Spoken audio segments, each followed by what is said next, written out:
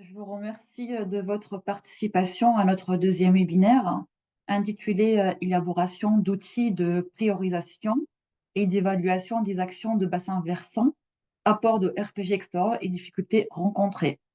Donc, l'objectif de ce webinaire est de vous présenter un cas d'usage de l'outil RPG Explorer dans le cadre d'élaborer des cartes Alia Erosion à l'échelle du bassin de la Vilaine et aussi une deuxième étude des continuités de bocagères et prairiales sur le parc de Brocéliande. Donc, pour cela, nous avons le plaisir d'accueillir Laetitia Citeau, conseillère d'études et ingénierie chez OE-Vilaine, donc, qui partagera donc, avec nous un cas d'usage concret de l'outil RPG Explorer. Donc, la présentation durera 30 minutes, puis nous aurons 15 minutes de questions-réponses pour que vous puissiez poser vos questions et intervenir.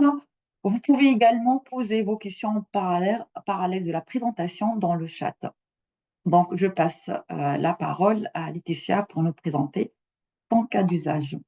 Merci.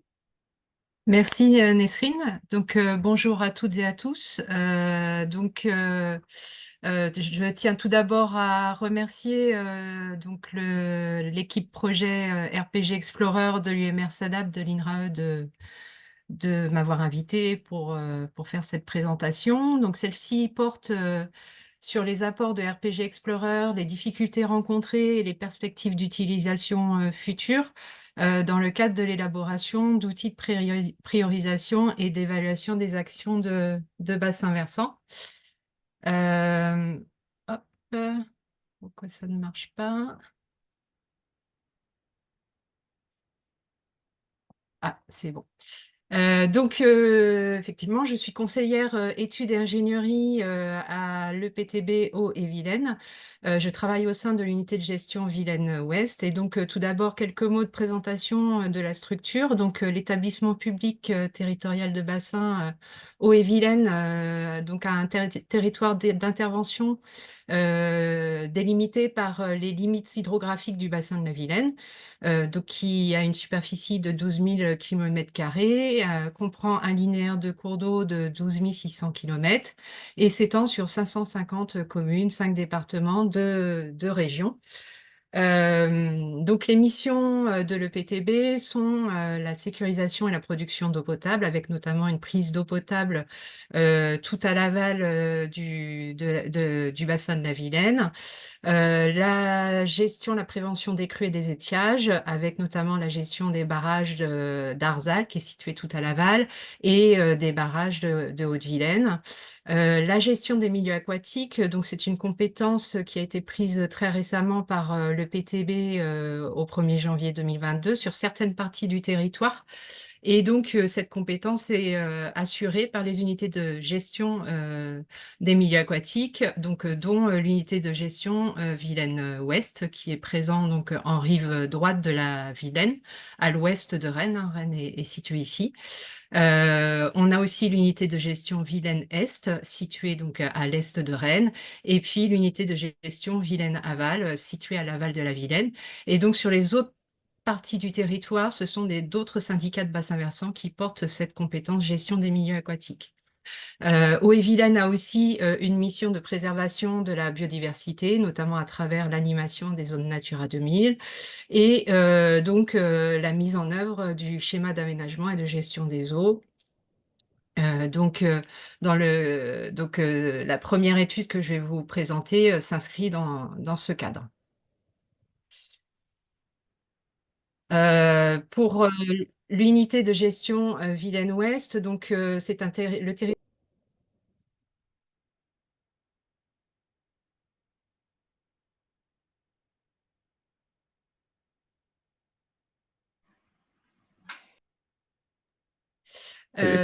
Oui, c'est bon, vous m'entendez?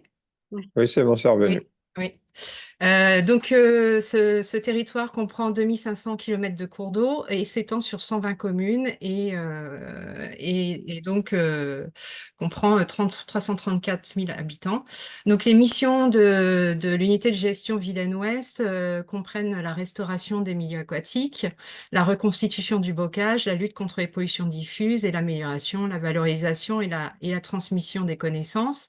Donc l'objectif de ces volets d'action, c'est l'atteinte du bon état écologique des masses d'eau. Et donc pour la mise en œuvre de ces actions, donc on définit des zones d'action prioritaires. Donc ces zones sont priorisées sur différents critères, les caractéristiques naturelles des différentes zones d'intervention, les pressions qui s'exercent, l'évolution de ces pressions, la capacité des milieux à atteindre, à recouvrer un bon état des masses d'eau. Et donc, vous avez sur la carte ici donc les zones d'action prioritaire de l'unité de gestion Vilaine-Ouest dans son contrat territorial 2023-2025. En bleu, vous avez les zones d'action prioritaires, tout volet, milieu aquatique, bocage, action agricole. En vert, les zones d'animation renforcée sur la partie agricole. Et en blanc, les zones non prioritaires dans le cadre du contrat territorial.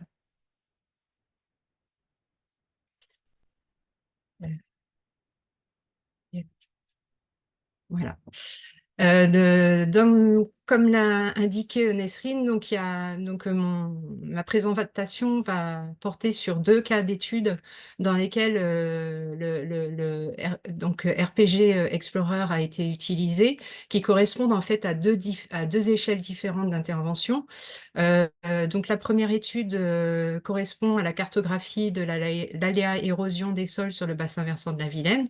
Donc cette étude a été réalisée par Sarah Fleuret, qui est une chargée de mission en CDD érosion des sols à Haut-et-Vilaine, avec l'appui d'Anthony Coudard, qui est chargé de mission géomatique aussi à Haut-et-Vilaine.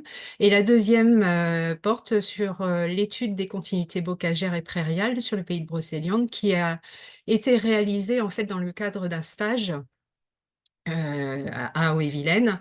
Et donc, ce stage a été co-encadré avec Paul Meurice de l'unité BAGAP de l'INRAE de Rennes. Donc, tout d'abord, la cartographie de l'aléa érosion dans le bassin versant de la Vilaine. Le schéma directeur d'aménagement et de gestion des eaux Loire-Bretagne 2022-2027 a inscrit dans sa disposition 1A1 dans les zones où la vulnérabilité potentielle des sols à l'érosion est moyenne, forte ou très forte, le SAGE peut identifier les zones dans lesquelles l'érosion diffuse des sols agricoles est de nature à compromettre la réalisation des objectifs de bon état ou de bon potentiel, d'établir un plan d'action en mobilisant l'expertise agronomique. Le SAGE peut également proposer une délimitation de ces zones d'érosion ainsi qu'un programme d'action. Il indique également que les mesures d'incitation à la création ou à l'entretien des dispositifs tampons pérennes permettant de réduire les transferts et le transit des particules vers les milieux sont concentrées dans les bassins versants, où la vulnérabilité potentielle à l'érosion des sols est moyenne, forte et très forte. C'est ainsi qu'a été présentée donc à la commission locale de l'eau du Sage-Vilaine pour validation une carte d'aléa érosion qui a été réalisée à une échelle pertinente qui puisse être utilisable par les acteurs et opérateurs locaux. Actuellement, on est dans une phase de révision du Sage-Vilaine qui nécessite donc la production d'une carte d'aléa érosion en appui de la mise en œuvre de certaines règles et dispositions du futur SAGE. Alors, on avait à disposition une carte aléa érosion, mais qui avait été réalisée à grande échelle, à l'échelle de Loire-Bretagne. On disposait également d'une carte aléa érosion, donc à une maille plus précise, mais à l'échelle de la Bretagne, mais qui n'était pas, qui ne couvrait pas la partie Pays de la Loire du bassin de la Vilaine. Dans les deux cas, ces cartes ont été faites avec le modèle Mesales, que je vais vous présenter après. Et donc, pour délimiter des zones d'action prioritaires des futures règles et dispositions du nouveau SAGE-Vilaine, on avait besoin d'une carte homogène qui couvre à la fois la partie bretonne et la partie Pays de la Loire. Donc, le modèle Mésalès c'est un modèle expert d'évaluation spatiale de l'aléa érosion des sols qui a été développé par l'INRAE avec l'appui du BRGM sur la partie bretonne. Et donc, ce modèle comprend repose sur quatre facteurs d'entrée. euh, qui sont l'objectif de enfin, le choix de ces facteurs d'entrée sont qu'ils soient, enfin, il fallait qu'ils soient facilement mobilisables, disponibles sur tout le bassin versant de la Vilaine, facilement manipulables et compréhensibles par le plus grand nombre. Donc ces quatre facteurs d'entrée sont la topographie, la pédologie, l'occupation du sol et le facteur climat. Et donc, quand on combine les cartes topographiques et sol, on obtient donc une carte de sensibilité intrinsèque des terres à l'érosion. Si on ajoute l'occupation du sol, on obtient donc une carte de sensibilité des terres à l'érosion. Et enfin, quand on ajoute donc le facteur climat, on obtient une carte d'aléa érosion. Ensuite, cette carte d'aléa érosion on obtient des cartes de données brutes au pixel 25 mètres et ces données brutes peuvent être agrégées à une échelle plus pertinente pour la décision et qui doivent être en cohérence avec l'échelle, la résolution des données d'entrée. Et donc, on peut agréger les données ensuite à différentes échelles, que ce soit à l'échelle de la masse d'eau ou des communes. Mesales est un modèle expert qui se base sur un arbre de décision. Pour chaque facteur d'entrée, on va attribuer une note. Et après, l'avantage de l'arbre de décision, ça permet d'avoir un croisement hiérarchique des différents facteurs. Et après, on navigue dans l'arbre de décision jusqu'à arriver à une note de classe d'aléa érosion. Donc ici, dans cet exemple, on arrive donc à une note de 2 qui correspond à l'aléa faible.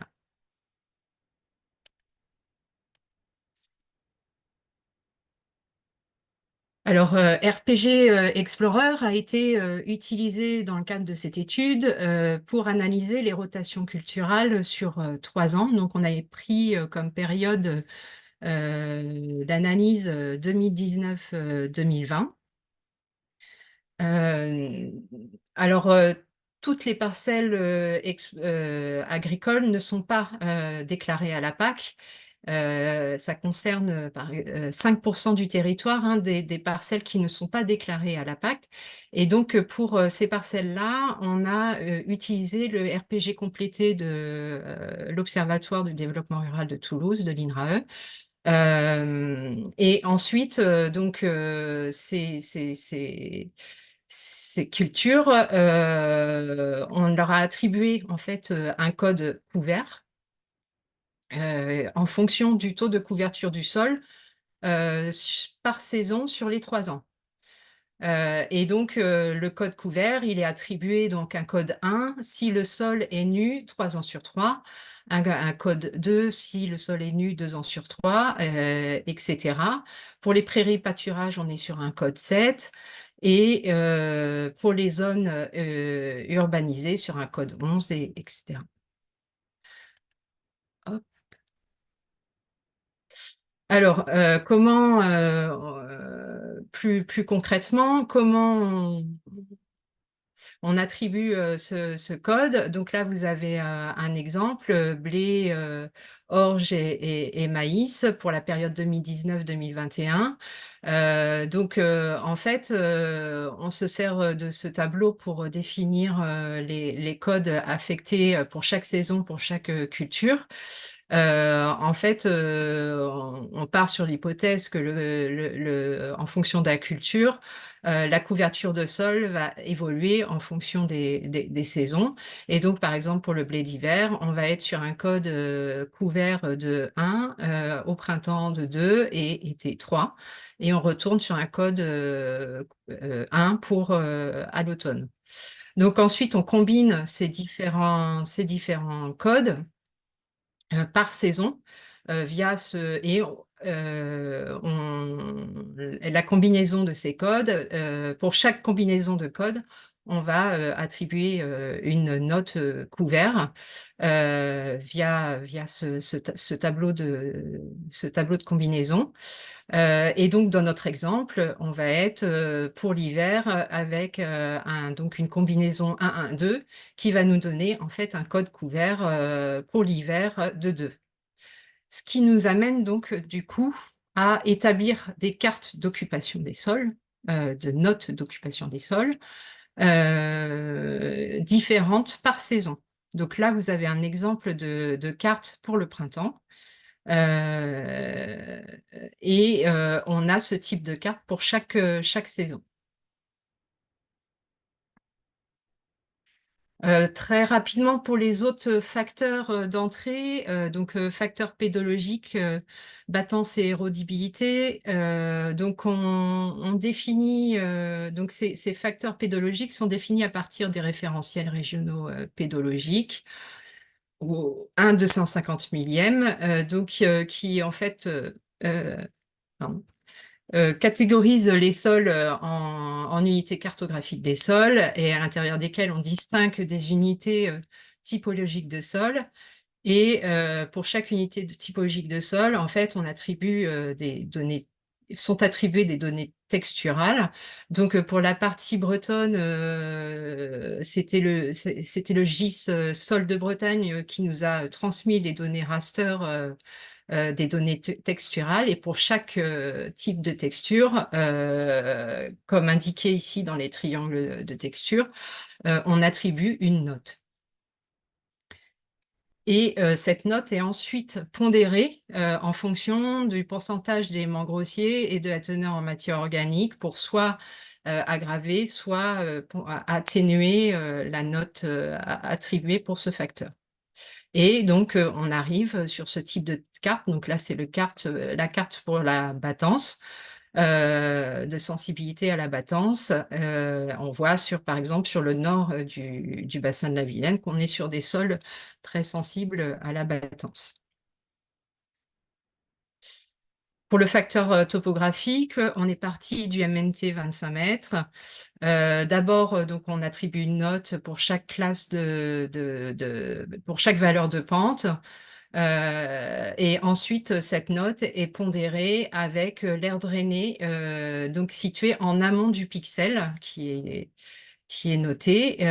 Et donc, cette note va être plus l'air drainé est importante au-dessus du pixel, plus la note va être euh, alourdie en fait. Et dernier facteur, le facteur climat. Donc pour cela, on utilise les données de l'érositivité des pluies de l'ESDAC au raster de 500 mètres. Et comme pour la carte d'occupation des sols, on a une carte saisonnière pour le climat. Donc là, vous avez l'exemple pour le printemps. Donc, quand on combine ces différentes cartes, donc quand on combine la carte pédologique et la carte de pente, on va donc obtenir la carte de sensibilité intrinsèque des sols à l'érosion. On combine ensuite la carte de couverture des sols. Alors pour cette carte-là, en fait, on a utilisé la carte d'occupation des sols obtenue pour le printemps, puisque c'était pour cette saison-là qu'on avait la plus grande proportion de sols nus ou assimilés nus, et donc plus aggravant pour le phénomène d'érosion. Et donc, on obtient la carte de sensibilité des sols à l'érosion. Et ensuite, ben, quand on ajoute le facteur climat, donc on arrive à cette carte d'aléa érosion. Alors, cette carte, elle est au pixel raster de 25 mètres. Et donc, la prise, pour être à une échelle pertinente au niveau de la décision, et pour tenir compte aussi de la résolution des données d'entrée, et notamment, pour rappel, ben, pour les facteurs pédologiques, on est sur une échelle de 1/250 millième. On va agréger ces données brutes donc au pixel 25 mètres. Donc là,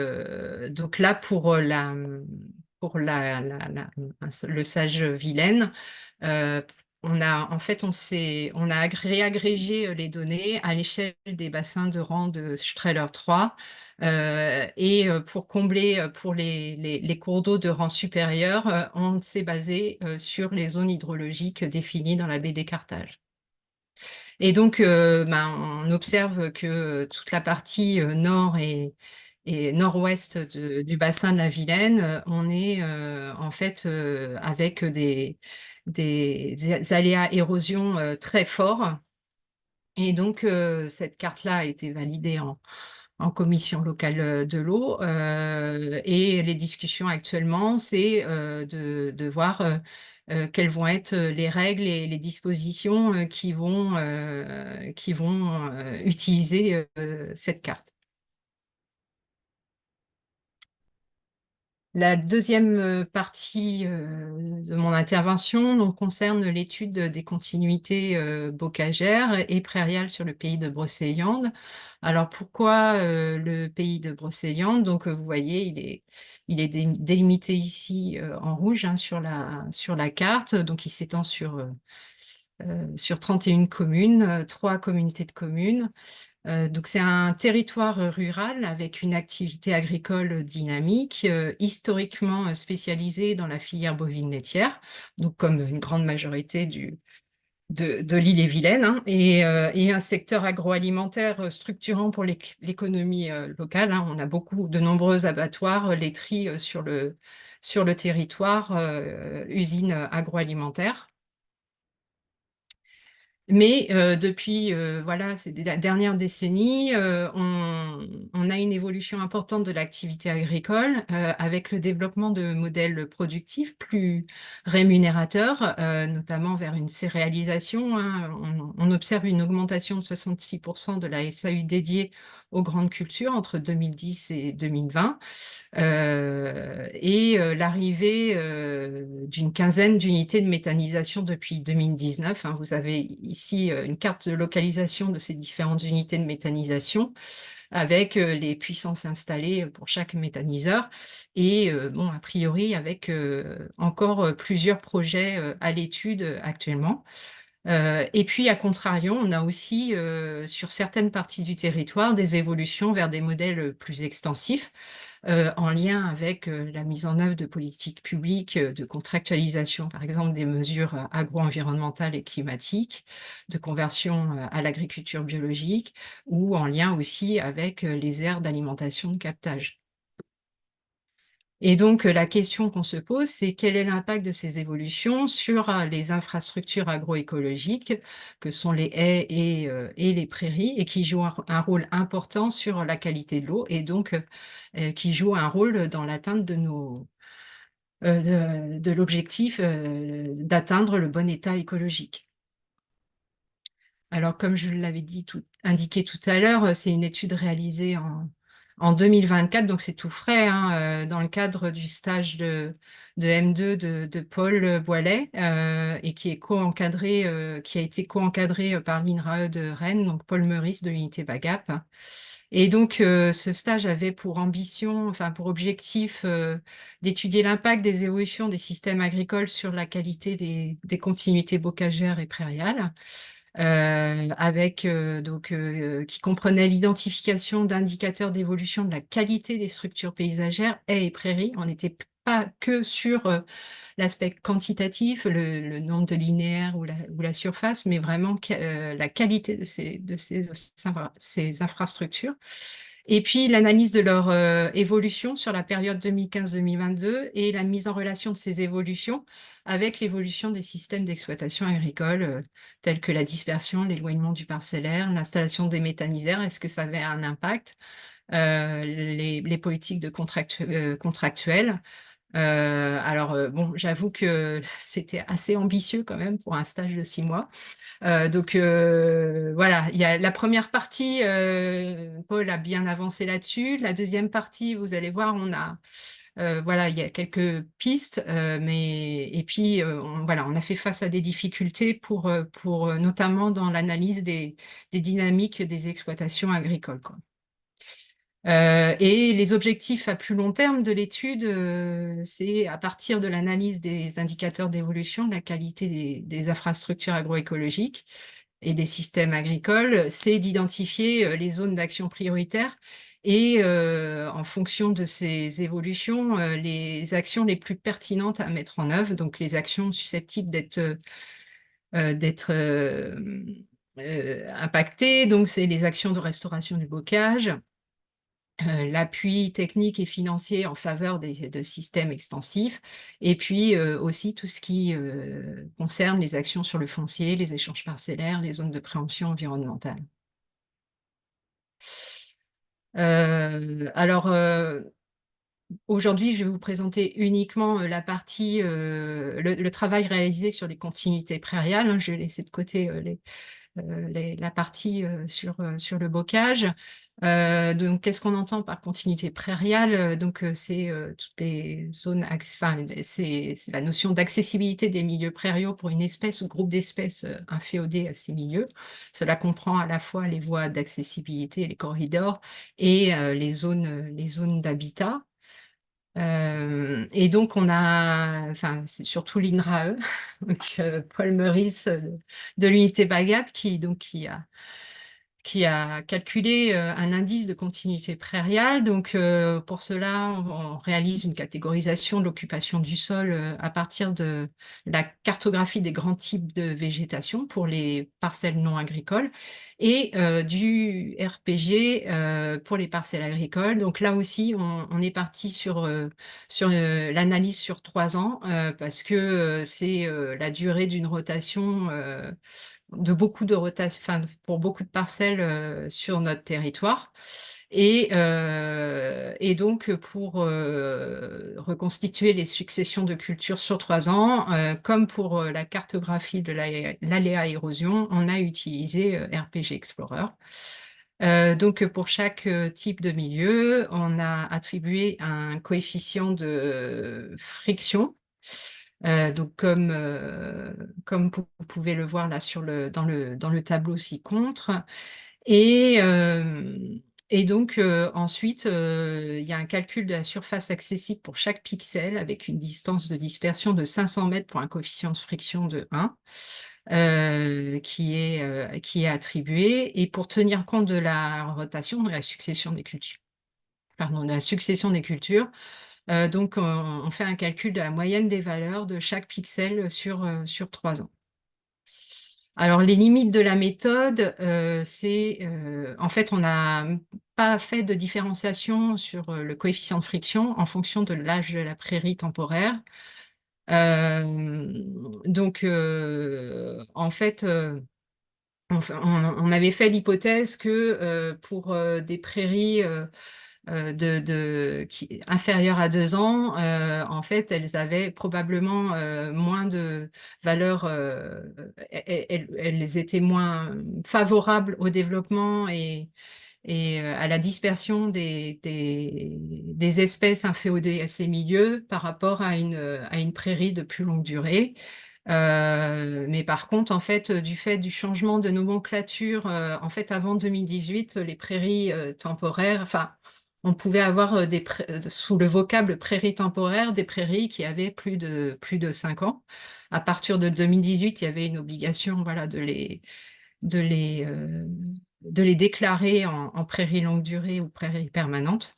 Mais voilà, du fait de ces modifications, on ne pouvait pas se baser sur la nomenclature PAC. Et donc, on souhaitait également travailler sur des indicateurs d'évolution de l'activité agricole. Alors, cette partie-là a été assez compliquée, notamment du fait que les possibilités d'analyse, elles sont relativement limitées, notamment quand on a un accès limité aux données RPG niveau 2. Pour Eaux-et-Vilaine, en fait, on avait accès aux données RPG niveau 2 que pour l'année 2022, donc il était difficile du coup de réaliser une analyse sur plusieurs années, donc de regarder l'évolution des exploitations agricoles sur un territoire donné. On souhaitait également donc faire une analyse de l'évolution de la durée des prairies, durée d'implantation des prairies dans le temps, et voir si on avait une diminution de la durée d'implantation au profit des cultures, ou inversement, une augmentation de la durée d'implantation.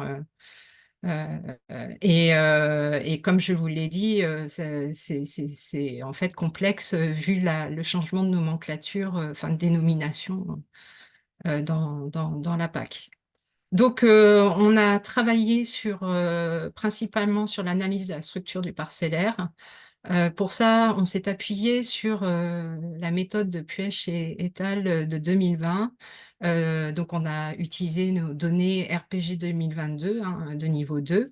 Et l'avantage de cette méthode, c'est qu'elle permet une catégorisation des parcelles selon l'organisation spatiale des parcelles agricoles. Elle permet de prendre en compte la taille et la localisation des surfaces exploitées, sans faire d'hypothèse sur la localisation du centre ou du siège d'exploitation.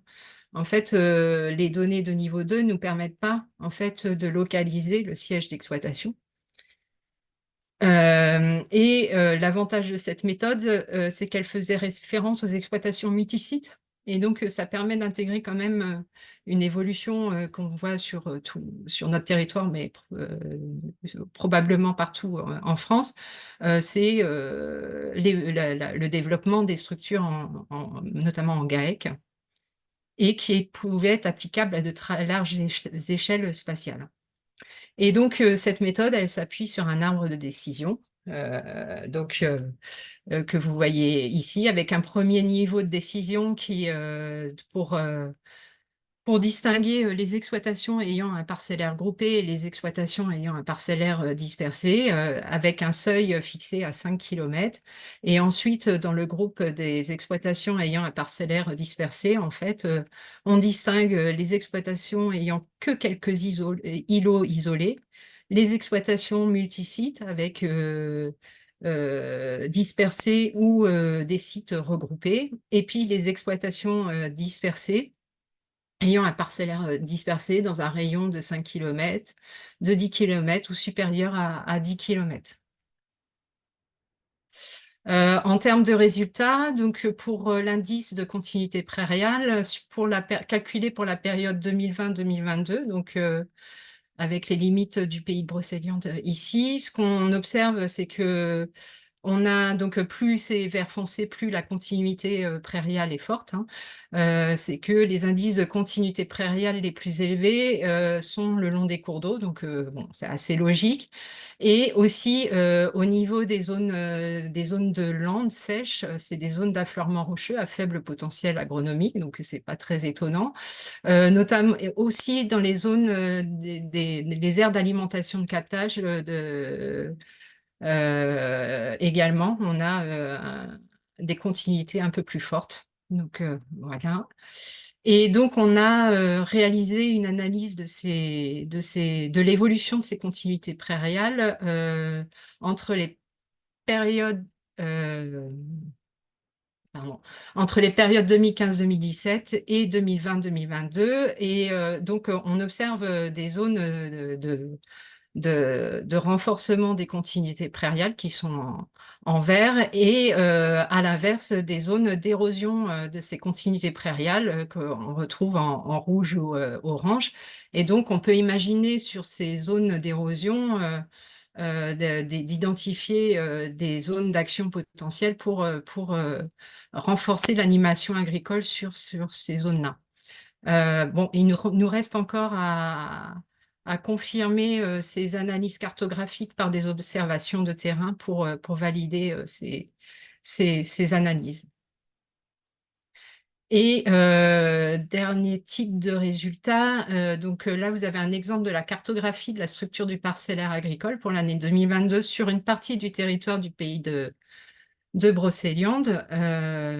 Donc on est où on distingue les exploitations ayant un parcellaire groupé en vert, les exploitations multisites dispersées ou regroupées en violet et les exploitations dispersées en rouge.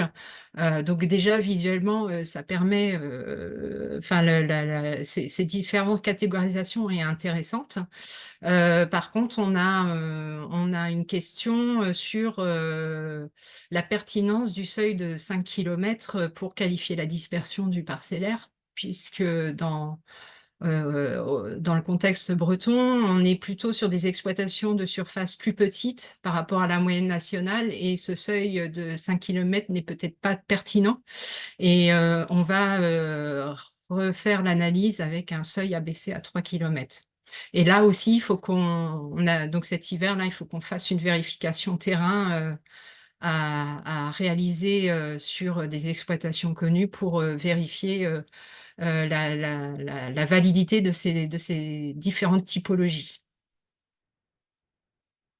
On a fait un test là de croisement de l'indice de continuité prairiale avec les indicateurs de structure du parcellaire. Donc on compare les indices de continuité prairiale de très faible à forte, classés de très faible à forte, pour le parcellaire groupé, parcellaire dispersé, et comparé avec l'ensemble des parcellaires. Bon, a priori, première vue, il n'y a pas forcément de différence significative de continuité prairiale entre les parcelles dispersées et celles qualifiées de regroupées.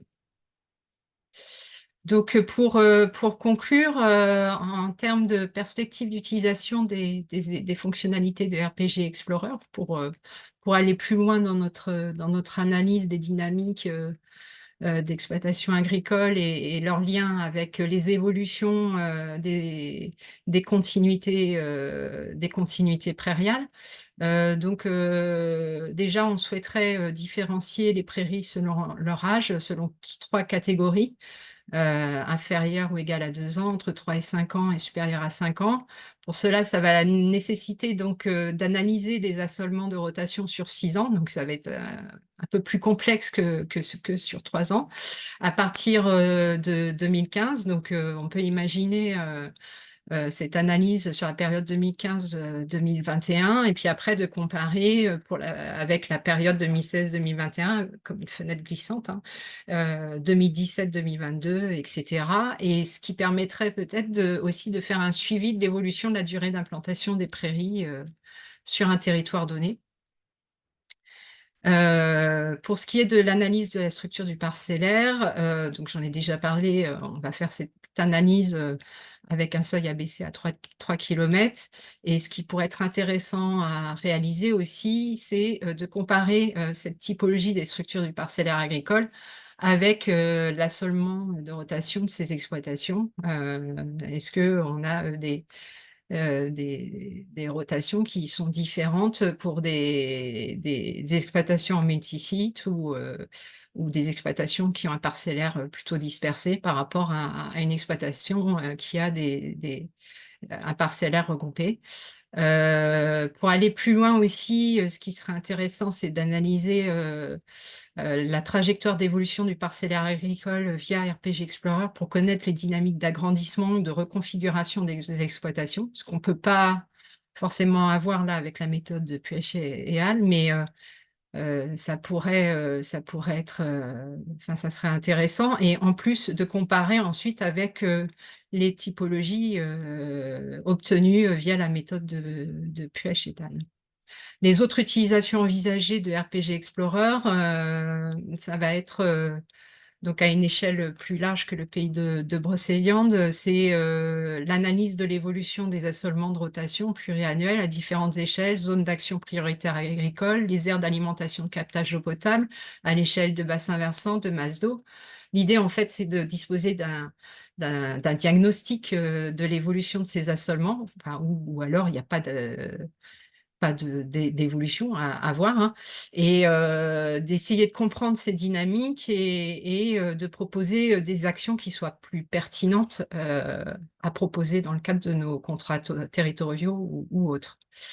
Alors, les facteurs limitants à l'utilisation de RPG Explorer, même si voilà, la prise en main de l'outil est possible via la formation en ligne, elle n'est pas forcément suffisante pour des analyses complexes telles que la filiation dynamique là, qui permet d'analyser l'évolution du parcellaire ou encore l'évolution de l'assolement de rotation. Je dis ça parce que notre stagiaire Paul a fait cette formation en ligne et donc pour sortir des successions de cultures, etc., ça va, mais après, voilà, il a vite vu les limites et moi, pour avoir fait la formation en présentiel sur 3 jours, c'est pas trop en fait. Et puis, effectivement, on avait le problème numéro un quand même, c'était l'accès limité aux données RPG de niveau 2, qui nous permet pas de travailler. Enfin, nous, actuellement, on n'a que pour une année, donc ça nous permet pas de travailler sur plusieurs années, de voir les évolutions sur plusieurs années. Et c'est quand même l'intérêt de RPG Explorer, c'est justement de pouvoir analyser l'évolution des exploitations agricoles sur un territoire donné sur plusieurs années. Donc voilà pour l'utilisation, enfin les limites de RPG Explorer. Donc je vous remercie de votre attention. Merci Laetitia pour cette présentation assez claire. Donc, je vais commenter les questions. Donc, on a 15 minutes de questions-réponses. On commence à défiler en fait les questions qui sont sur le chat. Donc, il y en a la première question qui a été posée sur la première partie. Donc, de Sophie, eh bien que le lien entre ce travail, je pense que c'était la première partie, présentée et les DPR2 faits sur le terrain. Peut-on s'affranchir d'une approche terrain avec cette méthode? Non, en fait, ça permet justement les discussions actuellement, là, c'est de là, en fait, c'est un premier niveau de hiérarchisation, de priorisation à une large échelle des zones d'action prioritaires, notamment sur la problématique érosion. Et justement, sur les zones à aléa érosion forte, enfin très forte, forte ou moyenne, on peut imaginer de déployer les DPR2 pour affiner le diagnostic et être en appui justement de l'application de certaines règles d'usage et dispositions d'usage. D'accord. Donc, il y a une deuxième question sur la deuxième partie. Donc, avec qui avez-vous travaillé la transcription des cultures en code de sol nu ou couvert à l'automne? Ce travail est-il partageable, notamment le rapport de stage de Paul Meurice? Donc, voilà. Alors, sur la première partie de la question, donc les règles de décision pour définir donc les indices les taux de couverture et les notes couvertes dans mes ALES. Donc bien évidemment c'est partageable, ça a été utilisé dans plusieurs travaux de ce type. Et ça a été donc ces règles de décision, en fait, ces combinaisons, ces attributions de notes, en fait, elles sont réalisées à dire d'experts, et notamment de chambres d'agriculture, de l'INRAE, de différents organismes, en fait. Alors, est-ce qu'il y a d'autres questions? Si quelqu'un il a Et, une... et, Et pour la diffusion des rapports, bah, je vais voir avec Eaux-et-Vilaine, mais normalement, ça devrait pas poser de problème. Vu que, en tout cas, pour la cartographie d'aléas érosion, ça a été présenté en commission locale de l'eau, donc tout va bien. Autrement, je n'aurais pas fait cette présentation.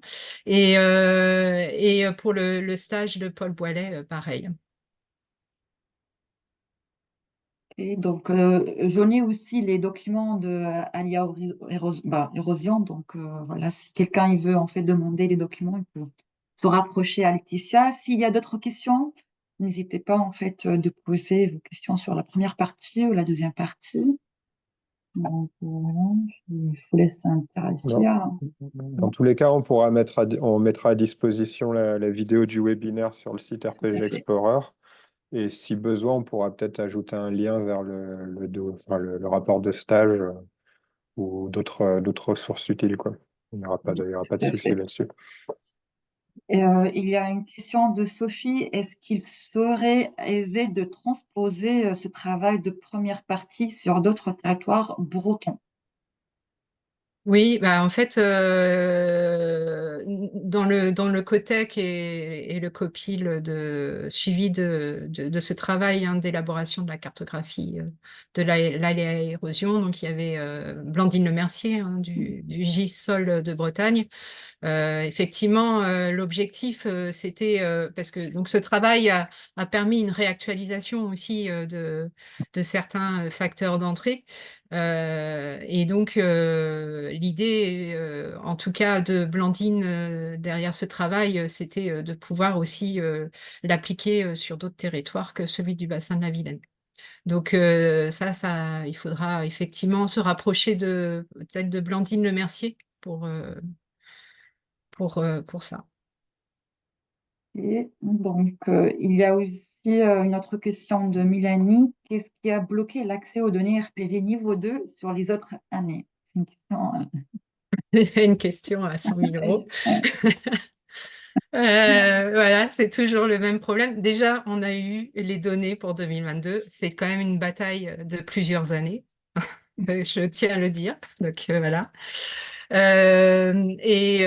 En fait, donc il y a l'INRAE, donc l'INRAE de Rennes, donc l'unité BAGAP, qui a réussi à obtenir les données de niveau 2 sur plusieurs années.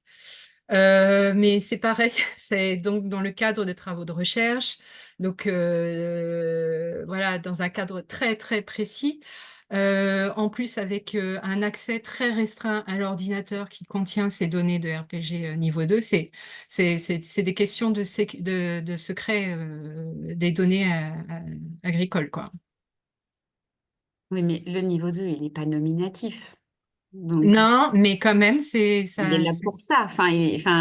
Oui, oui, mais il n'empêche que on a des grosses difficultés à obtenir ces données, quoi. est-ce que c'est pareil dans toutes les régions ou est-ce qu'il y a finalement des régions où c'est plus simple, auquel cas on pourrait peut-être, je sais pas, faire en sorte que les services de l'État partagent sur leur retour d'expérience, sur Mm. la mésutilisation des données par des Ouais. collectivités qui aurait fait peur à certains. Ben, effectivement, il faudrait se renseigner pour savoir si sur d'autres régions c'est plus facile à les obtenir, sachant que vous avez remarqué quand même sur l'analyse sur les structures du parcellaire agricole, j'ai mis aucun nom de lieu-dit. Enfin, l'idée, voilà, c'est vraiment de conserver conserver le secret sur les données. Mais c'est vrai que c'est assez étonnant cette frilosité. Donc, je Surtout vois que que pour c'est... nous, pour nous, c'est vraiment, enfin, justement de faire cette analyse sur l'évolution des dynamiques d'exploitation agricole pour être pertinent sur les actions qu'on propose. Enfin, pour nous, c'est primordial en fait d'avoir cette connaissance-là. On ne peut pas faire des enquêtes partout sur toutes les exploitations, c'est trop consommateur en temps. En plus, ça évolue à une telle vitesse En fait, actuellement, entre les départs à la retraite, les agrandissements, enfin, même en termes de système d'exploitation sur les élevages, entre ceux qui ont des unités de métal, les robots, enfin, si on n'a pas des systèmes un peu automatisés qui analysent les données PAC, on va jamais y arriver, on va toujours avoir un temps de retard, quoi. Enfin, moi, je suis des Hauts-de-France.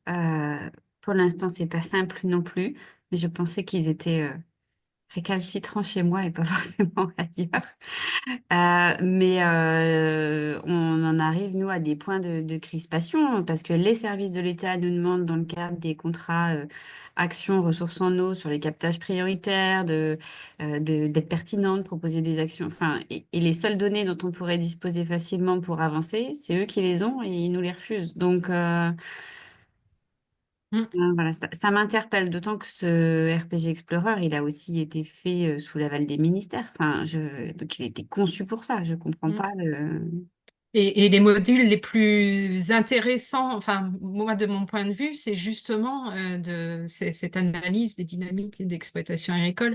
RPG Explorer, enfin, voilà, c'est une moulinette qui est vraiment intéressante pour nous aider et qui simplifie un peu le travail, même si, voilà, il faut rentrer dans l'outil, mais qui simplifie le travail d'analyse cartographique, quoi. Mhm. Nous avons déjà des retours, donc en Nouvelle-Aquitaine aussi difficile, en Normandie difficile, Oui, bon, bah, voilà, un peu c'est... partout c'est difficile. Donc ouais. après aussi la procédure d'accéder à ces données sont différentes d'un département à l'autre.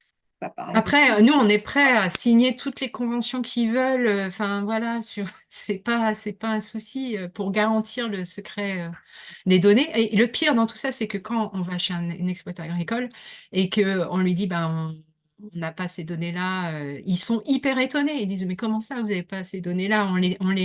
On les rentre dans Télépac. Je dis, bah oui, mais voilà. Voilà.